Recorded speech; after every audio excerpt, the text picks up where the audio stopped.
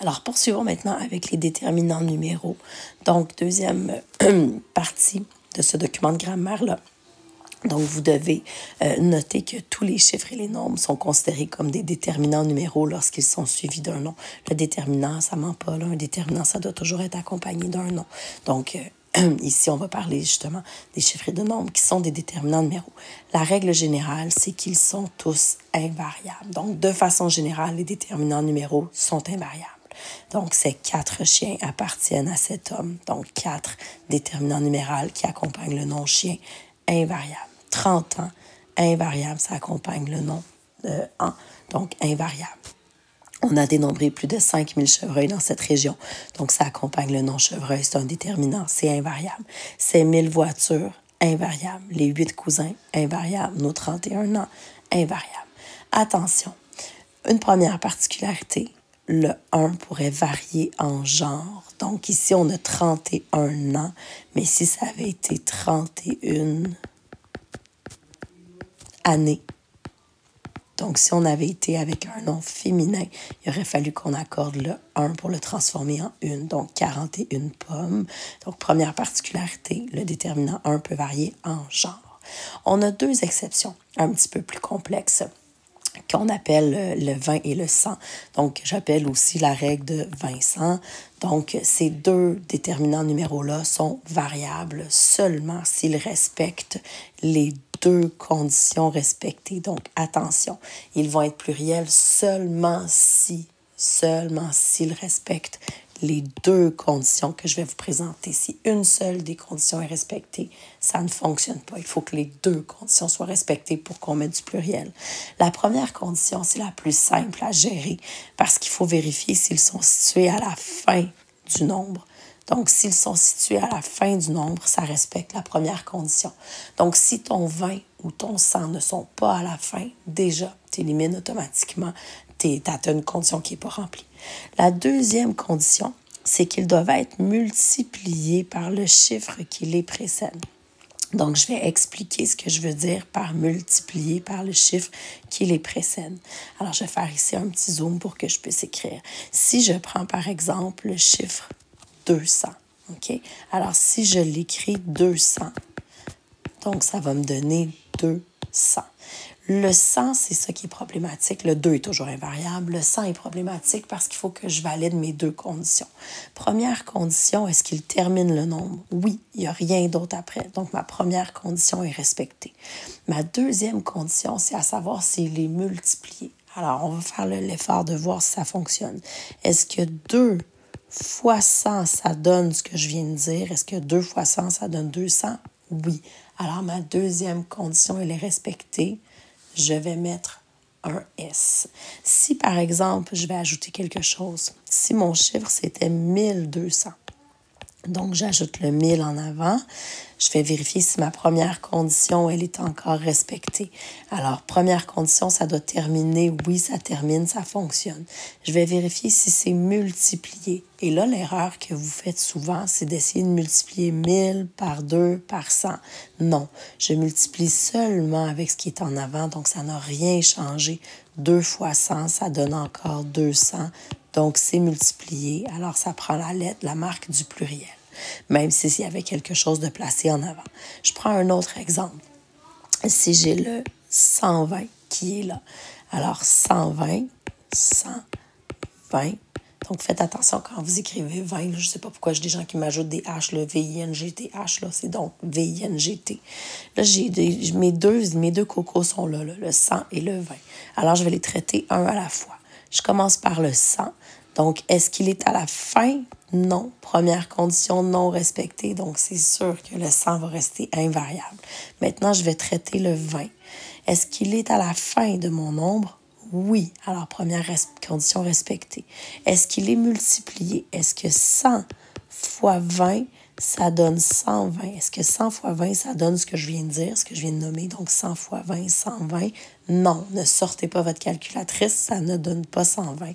Donc, ça va demeurer invariable, ça ne s'accordera pas. Alors, si on regarde les exemples qu'on a ici, 80. Donc, on peut faire l'exemple 80. Est-ce que 20, il est à la fin? Oui. il respecte ma première condition. Est-ce qu'il est multiplié? Est-ce que 4 fois 20, ça fait 80? Oui, ça respecte ma deuxième condition. Donc, il va prendre la marque du pluriel. Donc, VINGTS. 300, donc comme on avait fait tantôt, la même chose que 200. Le 100, il est placé à la fin. Donc, première condition respectée. Est-ce qu'il est multiplié? Est-ce que 3 fois 100, ça donne 300? Oui. Alors, ça va prendre la marque du pluriel. 302, je vais vérifier ma première condition. Est-ce qu'il est à la fin? Non. Donc, je ne vais même pas tester la deuxième condition. Je m'en fous parce que déjà, il n'est pas à la fin, donc c'est invariable. 120, je vous l'ai déjà donné en exemple. Et moins de 100 jeunes. Donc, 100, il termine le nombre, mais il n'est pas multiplié. Donc, ça reste invariable. N'oubliez pas, donc il faut que les deux conditions soient respectées. Donc, pour savoir si 20 et 100 prennent un S, il faut respecter les deux conditions qu'on vous a présentées. On a d'autres exceptions aussi pour nos déterminants numéraux. Donc, on a les mots milliers, millions, milliards qui sont variables parce qu'ils sont considérés comme des noms communs. Donc, ils ne sont pas considérés comme des déterminants. Alors, même si j'en ai juste deux, je n'ai pas d'affaire à savoir est-ce que c'est à la fin, est-ce que c'est multiplié. Donc, milliers, millions, milliards, je dois les multiplier. Je dois les accorder quand j'en ai plusieurs parce que ce sont des noms communs. Il est possible de les préciser d'un déterminant. Donc, ils vont prendre un S. Attention, 1000 ne fait pas partie de cette gang-là. 1000, il est toujours invariable. Et là, je ne parle pas des miles en anglais, là, la mesure, la distance américaine. Donc, on parle ici de 1000, 1, 0, 0, 0. Donc, ça, c'est invariable. La distance, 1000, ça peut s'accorder parce que c'est un nom commun. Là. Ça n'a rien à voir avec le déterminant numéral. Alors ici, quelques milliers. Donc, milliers, comme c'est un nom commun, bien, je fais comme si c'était des pommes. Quelques pommes. Alors, ça va prendre un S de personnes, dont 2000. 1000, toujours invariable. 3 200 000. Alors, je vais aller un à la fois. Million, ben, c'est considéré comme un nom commun. Donc, il y en a 3. Ça va prendre un S. Le 100 qui est ici, je vais valider mes deux consignes, mes deux conditions. Donc, est-ce qu'il est à la fin? Non. Donc, je le laisse comme ça. Et 1000, toujours invariable. Faites attention parce que maintenant, on demande que l'utilisation du trait d'union soit placée partout, dans tous nos déterminants numéraux. Donc, pour séparer chacun des nombres, on va mettre un trait d'union. Et si vous remarquez ici le petit crochet, ça signifie que le document est fait selon la logique de la nouvelle orthographe. La nouvelle orthographe, ce sont des rectifications orthographiques, donc des réparations qui ont été faites dans la langue pour rendre ça plus uniforme. Entre autres, les règles de verbe qu'on a vues dans le dernier document font partie des rectifications orthographiques. Alors, on vous enseigne des façons normalisées, si on veut, de gérer la grammaire. Et puis, donc, selon la nouvelle grammaire, on demande qu'il y ait des traits d'union partout. L'ancienne façon de faire, si on était en bas de 100, ça prenait des traits d'union. En haut de 100, on n'en mettait pas. C'était mélangeant pour tout le monde. Donc, pour uniformiser tout ça, ils ont mis des traits d'union partout. Je vous encourage fortement à suivre ça et à mettre des traits d'union partout. Je vais vous laisser faire la mise en application pour pouvoir pratiquer les chiffres. Et puis, vous pouvez faire pause avant que je donne les réponses pour rédiger vos réponses à vous. Donc, je vais maintenant donner la correction. 382. Je vais expliquer.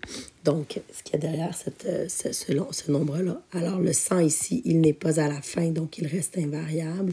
Le 80, le 20 n'est pas à la fin, donc il reste invariable. Et c'est tout. Le 8, 1000 est toujours invariable. 5, 100, le 100 n'est pas à la fin, donc il va rester invariable. 80, donc le 20 ici, il est à la fin. Et en plus, 4 fois 20, ça donne 80. Donc mes deux conditions sont respectées. Ça me prend un S. 8580. Et on termine avec 120 qu'on a fait à plusieurs reprises depuis tantôt. Donc, n'oubliez pas, n'est pas à la fin, invariable, est à la fin, mais n'est pas multiplié, donc invariable. Les déterminants numéraux, si vous regardez, on peut voir qu'on a le choix souvent de mettre en lettres ou en chiffres. Et on va vous encourager à mettre en lettres les nombres de 0 à 9 et les nombres qui sont placés au début d'une phrase. Puis les autres, on va favoriser les chiffres. Ce ne sera pas du par cœur, c'est juste de l'enrichissement. Donc l'heure, les dates, les prix, l'âge, les pages, les numéros de loi, les mesures, les fractions, les pourcentages, des nombres supérieurs à 10. Souvent, on va avoir tendance à les mettre en chiffres. Mais dans tous les cas qui sont mentionnés ici, on pourrait décider de les mettre en lettres dans un texte littéraire ou poétique. Vous auriez le droit de le faire. Mais de façon normale, on va quand même prioriser les lettres pour ceux qui sont dans la colonne de gauche. Donc, on vous demande d'encercler la bonne réponse pour les éléments qui sont là. Alors, je vous invite à faire pause, à faire l'exercice avant que je vous donne la bonne réponse dans un... Je vais vous l'envoyer sur iFirst, la bonne réponse. Merci.